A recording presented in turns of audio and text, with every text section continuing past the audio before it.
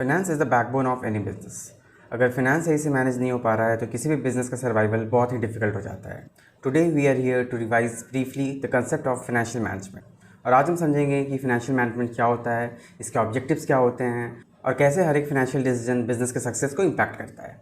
तो चलिए स्टार्ट करते हैं आज की रिविजन क्लास। Let's begin.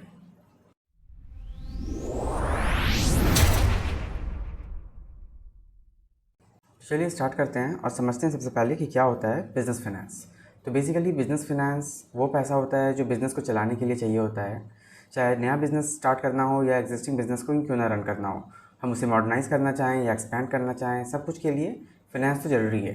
एक सिंपल लाइन में कहें तो बिज़नेस की सक्सेस डिपेंड करता है कि उसके फाइनेंस को कितना इफेक्टिवली इन्वेस्ट किया गया है और मैनेज किया गया है। यही सेम चीज़ आप अपनी स्क्रीन पे भी देख सकते हो। लाइक यहाँ पे फाइनेंस का मतलब क्या हो गया, फंड्स।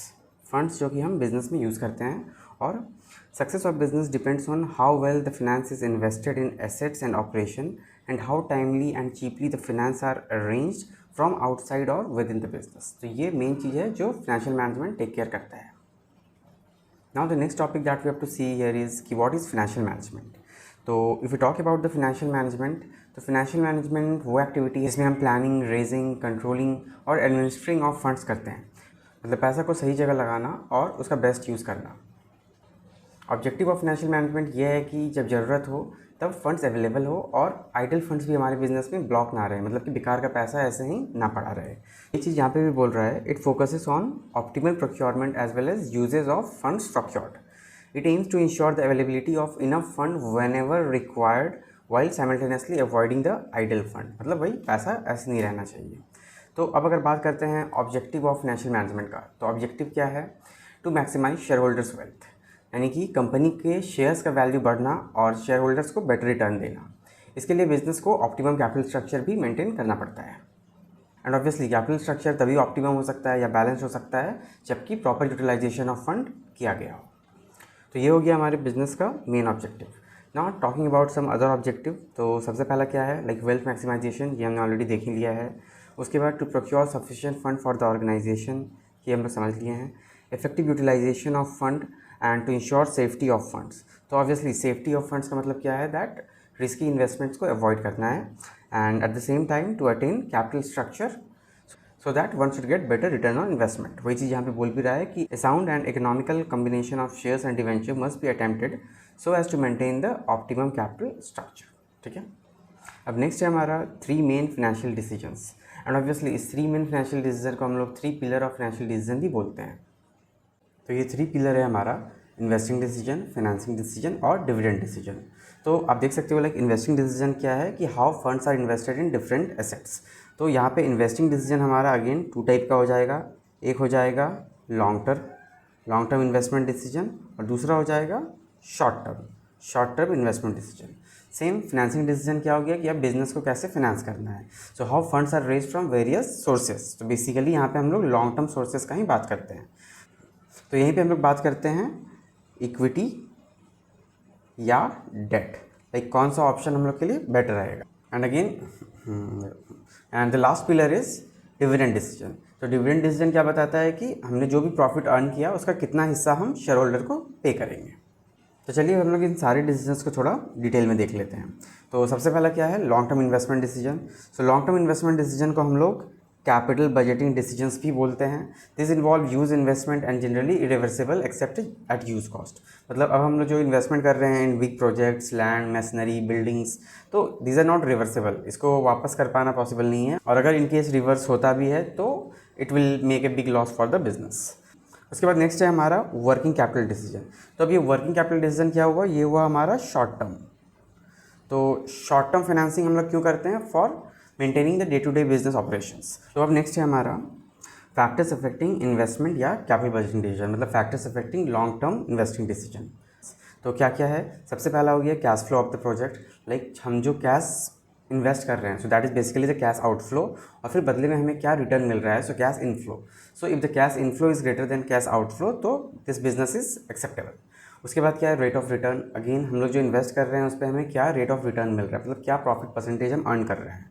तो अगेन यहाँ पे total expected return from each proposal and the risk involve in them must be taken into consideration.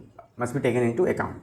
तो वही है कि एक ज़्यादा रिस्की प्रोजेक्ट में ज़्यादा रिटर्न का भी चांसेस होता है, बट अगेन हमने पहले भी देखा था कि we must avoid risk so that our funds should remain safe. उसके बाद तीसरा है हमारा इन्वेस्टमेंट क्राइटेरिया इन्वॉल्व। तो अब जो हम इन्वेस्टमेंट कर रहे हैं उसका कैलकुलेशन हम लोग किस बेसिस पे करेंगे, इस बारे में यहाँ पे बताया जा रहा है। Like proposals are evaluated using capital budgeting technique, long term investment decisions which involve calculation regarding investment amount, interest rate, cash flow and the rate of return। तो अभी जो हमने ऊपर में देखा उसी को चीज़ यहाँ पे फिर से बोला जा रहा है। तो अगर हम लोग एक सिंपल वर्ड में इसको बोलें तो हम लोग कह सकते हैं कि यहाँ पे प्रॉफिटेबिलिटी एनालिसिस हम करते हैं ऑफ द बिजनेस प्रपोजल का, of the investment to be made का। ठीक है, चलिए अभी नेक्स्ट है हमारा second pillar, that is financing decision, like how the funds are raised from various long term sources.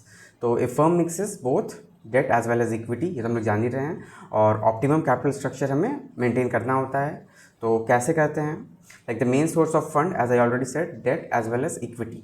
So equity यहाँ पे क्या हो गया, शेयर होल्डर्स फंड। तो share holders fund is the owners fund. Like owner funds में क्या है कि no commitment regarding payment of return और रीपेमेंट ऑफ कैपिटल। अब क्या है कि ये ओनर का ही तो पैसा है, तो ओनर मीन्स ऐसे सडनली से तो नहीं विड्रॉ कर लेगा सब कुछ, तो ये पैसा हम लंबे समय तक बिजनेस में रख सकते हैं। Now the second one is borrowed capital या date.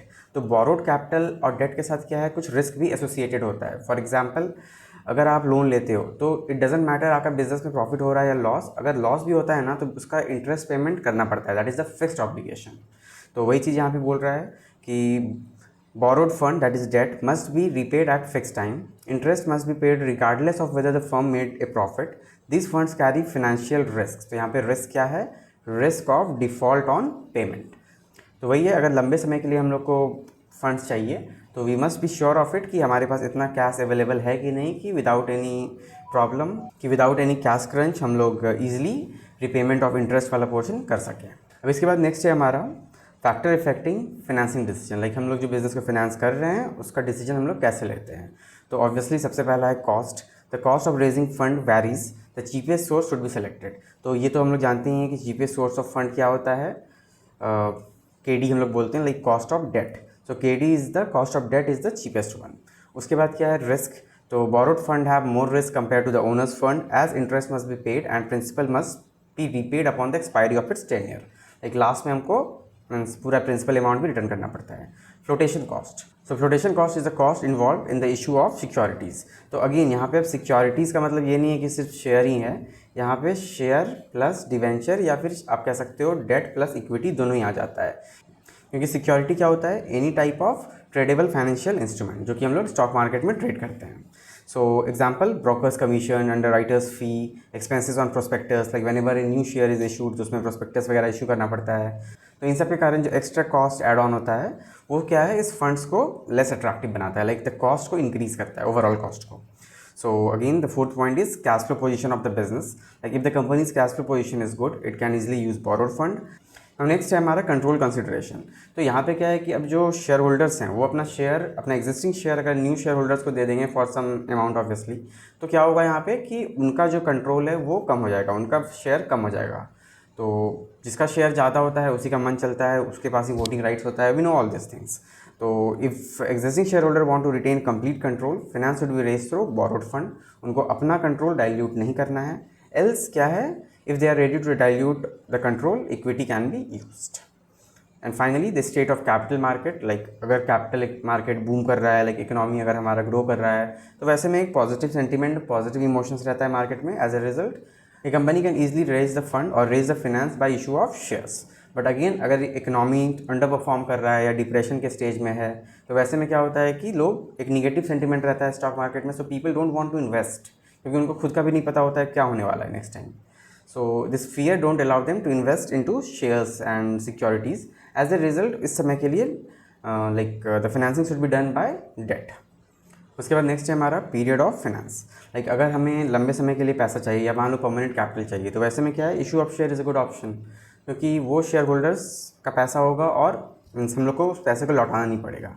But again if the requirement of fund is for the medium term और some long term, like permanent fund नहीं चाहिए, तो वैसे में we can go for borrowings, और जब समय पूरा होगा तो will return the money with interest. ठीक है। नाउ द थर्ड पिलर और the third decision, third important decision is the dividend decision. That is how much profit to be distributed among the share holder. तो यहाँ पे अब dividend का मतलब क्या हुआ, वो पार्ट जो कि प्रॉफिट से शेयर होल्डर को दिया जाता है, ठीक है। So dividend refer to that part of profit which is distributed to share holders. A company must decide how much profit should be distributed and how much should be retained. तो अब ये retained earning जो होता है, company अपना पैसा बचा के रखती है सो दैट मीन्स कुछ अगर ऐसा इमरजेंसी या ज़रूरत पड़ता है तो they can use this fund. ये एक्चुअली ओनर्स फंड ही होता है। And this decision must be kept in view the overall objective of maximising share holders wealth. Now the factor effecting the dividend decision. So what are the factors? सबसे पहला तो earning, like अगर company अच्छे से earn कर रही है, stable earning है, so they can go for the higher dividend pay out. Stability of dividend, ये अब कंपनी का पॉलिसी है, like company generally follow the policy of stable dividend, meaning the dividend per share is not altered if earning changes are small. Like अगर थोड़ा सा profit बढ़ गया या थोड़ा सा प्रॉफिट घट गया तो उसमें क्या है कि जो कंपनी रेगुलर पे आउट दे रही है उसमें वो चेंज नहीं करती है। Then the third one is growth prospects, like company का अगर कुछ प्लान है, बिजनेस का कोई प्लान है कि कमिंग फ्यूचर में कुछ एक्सपेंशन करना है या कुछ नए सेगमेंट में एंटर करना है, तो उसके लिए उसको अगेन फंड्स का ज़रूरत होगा। तो वैसे में वो पैसे को सेव करेगी, ना कि शेयर होल्डर्स में बांटेगी। तो ऐसे में फिर जो है कंपनी प्रॉफिट को रिटेन कर लेती है। Cash flow position, like dividends क्या है, ये भी तो एक तरह का कैश आउटफ्लो ही है। So adequate cash availability is the foremost requirement for the pay out of dividend. फिर क्या है, प्रीफरेंस ऑफ शेयर होल्डर। अब हर समय कंपनी अपने मन का ही तो नहीं कर सकती है, sometime we need to take share holders preference into consideration, like share holders हमारे क्या चाह रहे हैं, तो उसके अकॉर्डिंग भी हमें कभी कभी काम करना पड़ता है। And lastly taxation policy. तो टैक्सेशन पॉलिसी क्या है, लाइक हमें कितना टैक्स पे करना पड़ रहा है on the payment of dividend. So अगर टैक्स रेट ज़्यादा है तो will try not to pay the dividend, and again यहाँ पे अगर टैक्स रेट कम है तो more dividend can be declared. अब नेक्स्ट आते हैं हम लोग कैपिटल स्ट्रक्चर पे, that is capital structure and leverage. तो कैपिटल स्ट्रक्चर क्या होता है, basically it's the mix of debt and equity. तो सेम चीज़ यहाँ पे लिखा भी है कि capital structure refer to the mix between owners fund and borrowed fund, ठीक है। और it is considered optimal when the proportion of debt and equity increases the value of equity shares. तो अगर डेट और इक्विटी दोनों का proportion company के share के मार्केट वैल्यू को बढ़ाता है तो वैसे में क्या है कि वो ऑप्टिमल कैपिटल स्ट्रक्चर है। And then we have financial leverage. तो फाइनेंशियल लीवरेज क्या है, ये हमें बताता है कि हमारे कैपिटल स्ट्रक्चर में कितना मीन्स कितने हिस्से में डेट है, like what is the ratio of debt to the total capital या फिर टू द इक्विटी। तो वही चीज़ यहाँ पे लिखा है, the proportion of debt in the overall capital is also called financial leverage. तो फाइनेंशियल लीवरेज को हम लोग कैसे कैलकुलेट करते हैं, either debt out of equity, debt by equity, या फिर डेट बाय टोटल कैपिटल। तो टोटल कैपिटल में क्या है, डेट प्लस इक्विटी दोनों ही आ गया, ये चीज़ यहाँ पे दिया हुआ भी है। तो हम लोग कह सकते हैं कि high risk sometime gives the high return, मतलब ऑब्वियसली हाई डेट है तो हाई रिस्क भी है, तो there is the chance of higher return as well. तो अगर कंपनी में डेट है, अगर बिजनेस में डेट है, तो we can make benefit out of that as well. तो इससे एक और नया कंसेप्ट एराइज हो जाता है, that is we call trading on equity. तो अगर हम लोग इसको यहाँ पे लिख लेते हैं, लाइक ट्रेडिंग ऑन इक्विटी, तो ट्रेडिंग ऑन इक्विटी क्या होता है, लाइक ये बताता है हमें कि हमारा earning rate greater than interest payment rate.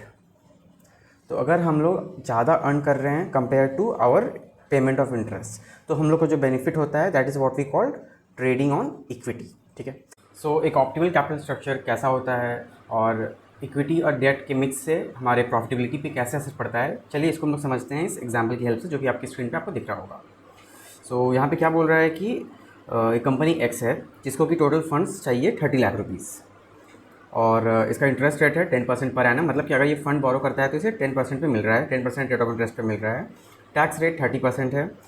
उसके बाद है आपका EBIT, that is earning before interest and tax. तो बेसिकली आपका ये EBIT जो है इसको हम लोग बोल सकते हैं ग्रॉस प्रॉफिट, क्योंकि ग्रॉस प्रॉफिट हमारा ट्रेडिंग अकाउंट में आता है और फिर उसके बाद हम लोग इंटरेस्ट एंड ऑल जो भी पे करते हैं ना वो PL में करते हैं, तो ग्रॉस प्रॉफिट हो गया। अब इसमें से क्या है, कुछ इंटरेस्ट लेस होगा, तो EBIT के बाद क्या आ जाएगा, EBT। तो यहाँ पे पहले इसके सीक्वेंस को भी हम लोग थोड़ा समझ लेते हैं, लाइक आप यहाँ पे देख सकते हो, सबसे पहले क्या है EBIT, that is we called earning before interest and tax. अब earning before interest and tax आपका ग्रॉस प्रॉफिट हो गया। अब इसमें क्या है, PL का आइटम लेस होगा, दैट इज़ इसमें हम लोग इंटरेस्ट माइनस कर देंगे। इंटरेस्ट माइनस करेंगे तो क्या हो जाएगा, अब इंटरेस्ट तो माइनस हो गया, तो इसको हम लोग बोलेंगे अर्निंग बिफोर टैक्स, EBT। अब ऑब्वियसली हमारा EBT है, मतलब प्रॉफिट तो है लेकिन ये बिफोर टैक्स है, तो जो प्रॉफिट हुआ उस पर हमको टैक्स भी देना पड़ता है। तो अब इसमें क्या लेस करेंगे, लेस टैक्स, जो भी हमारा दिया हुआ है रेट ऑफ टैक्स वो लगा देंगे, तो ये भी माइनस हो जाएगा। और फाइनली जो अब आएगा वो होगा हमारा अर्निंग आफ्टर टैक्स, जो आपके बुक में दिया भी है EAT, या फिर इन अदर वर्ड हम लोग इसको बोलते हैं PAT, that is profit after tax. Real life में this word is mainly used, PAT।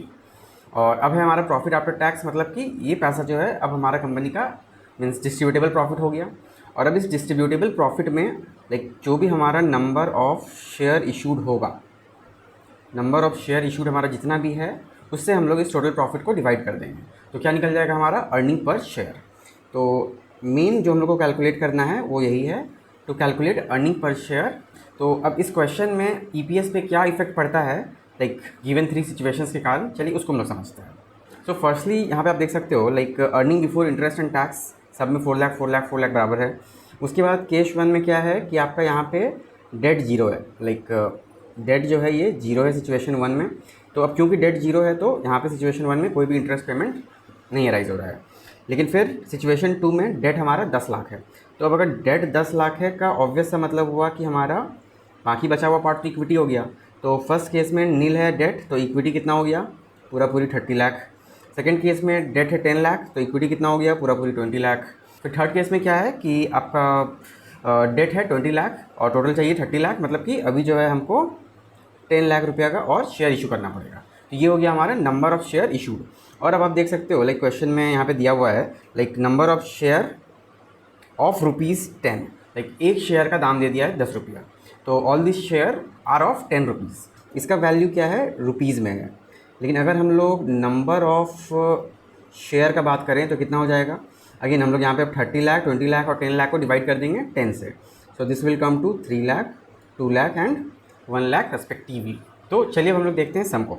तो सबसे पहले सिचुएशन में क्या हो रहा है कि हमारा इक्विटी पूरा पूरी फाइनेंसिंग हम लोग इक्विटी से किए हैं। तो EBIT हो गया हमारा 4 लाख रुपीज़, और क्योंकि कोई लोन नहीं है तो कोई इंटरेस्ट पेमेंट नहीं है, नील, मतलब हमारा अर्निंग बिफोर टैक्स भी हो गया 4 लाख रुपीज़। अब 30% ऑफ 4 लाख कितना हो गया, 1,20,000। तो अगेन अब हम लोग EBT से टैक्स को माइनस कर दिए, तो यहाँ पे आ गया हमारा 2,80,000 रुपीज़। तो 2,80,000 रुपीज़ हमारा क्या हुआ, ये अर्निंग हुआ। और यहाँ पे नंबर ऑफ़ शेयर्स जो है वो हमारा कितना निकला था, 3 लाख। तो 2,80,000 डिवाइडेड बाई 3 लाख करने पे ये आंसर आ रहा है 0.93, मीन्स अर्निंग पर शेयर जो है 0.93 हो रहा है। मतलब कि हर 10 रुपये के शेयर पे कंपनी का अर्निंग कितना हो रहा है, 93 पैसे, या फिर हम लोग बोल सकते हैं 0.93 रुपीज़। ठीक है। सो उसी तरह सिचुएशन 2 में क्या हो जाएगा, ये सेम है। लेकिन अब यहाँ पे क्योंकि 10 लाख रुपये का हम लोग बोरिंग कर रहे हैं तो उस पर हमको इंटरेस्ट देना पड़ेगा 10% से, तो 1 लाख इंटरेस्ट चला गया।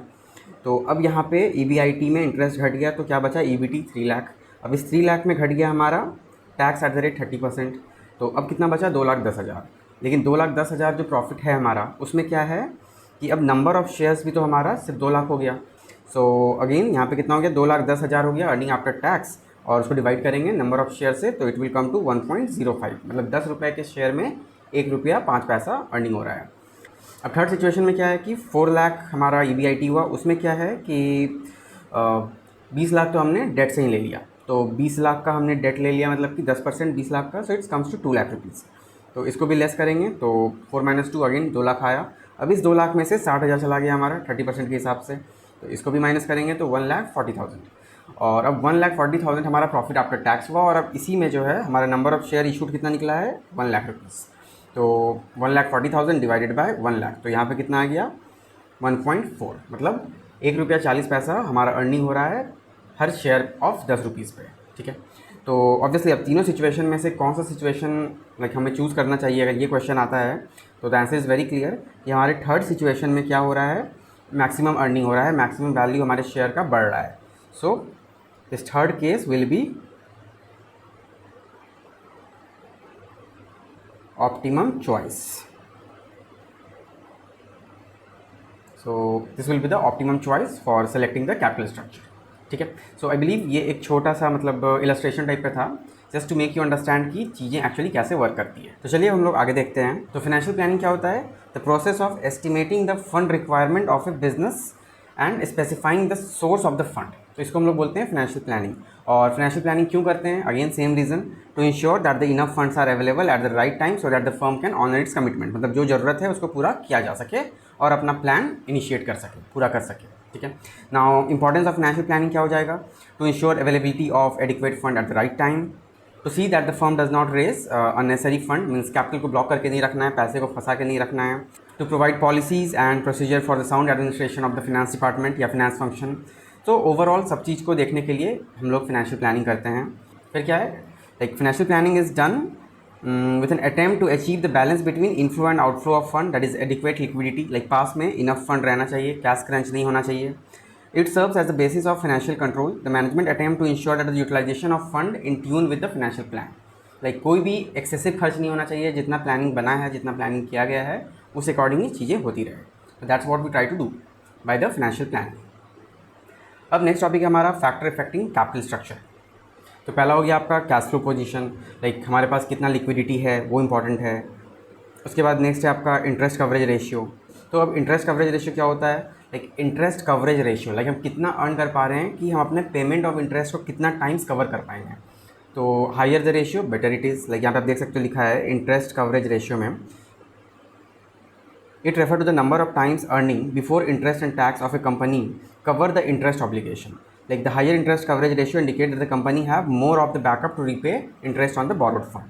ठीक है, तो कहना ये चाह रहा है कि कितना अर्निंग है हमारे पास, कितना नंबर ऑफ टाइम्स ज़्यादा अर्निंग है as compare to our interest payment liability, I mean repayment of interest liability. उसके बाद है रिटर्न ऑन इन्वेस्टमेंट। तो ऑब्वियसली ROI तो जितना ज़्यादा रहेगा उतना अच्छा है हमारे लिए।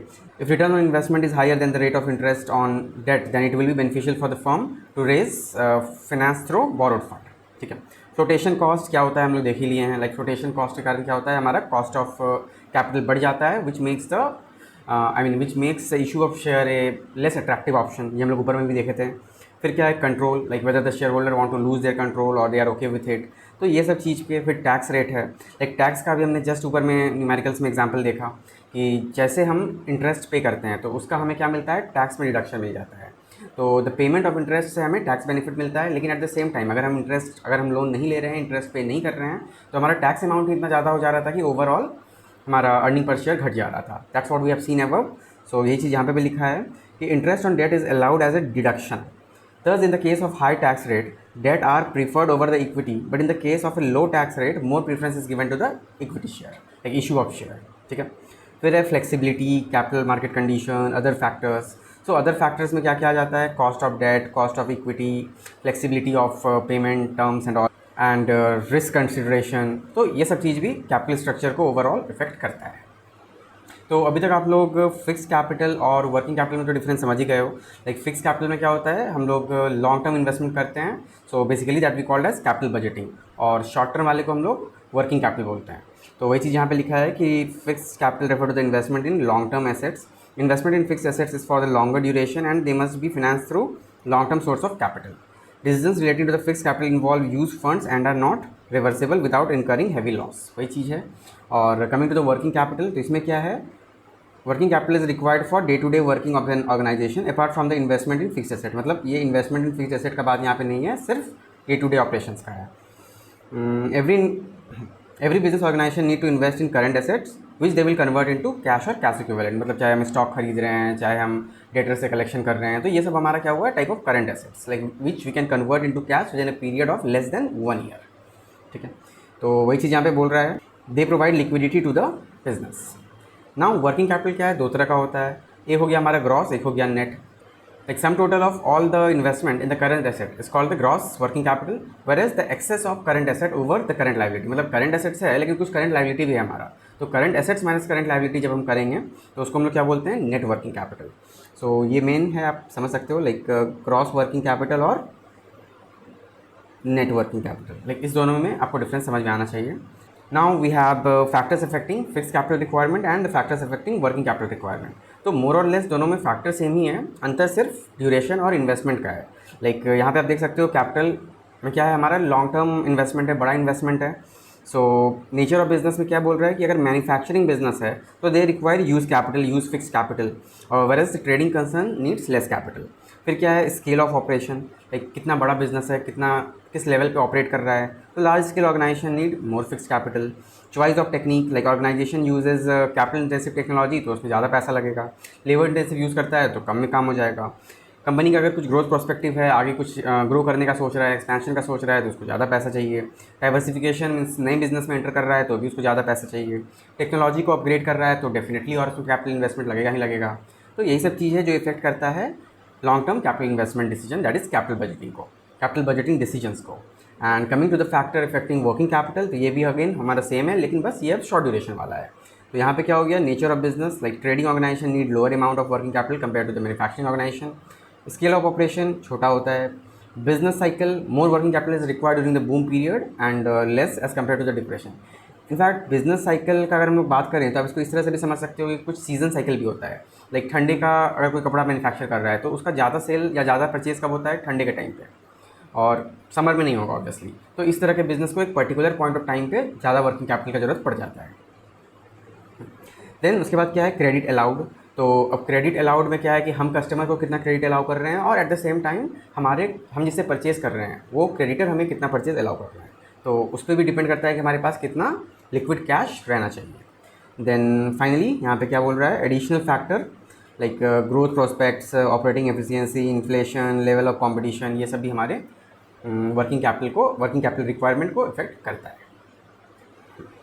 तो इतना ही था हमारे इस चैप्टर में, and this was really the base of your finance career. Like आगे जाके आप जो भी करोगे तो रियल लाइफ में मनी मैनेजमेंट, मनी मेकिंग जो भी है आपका, उसका बेस यही चैप्टर था।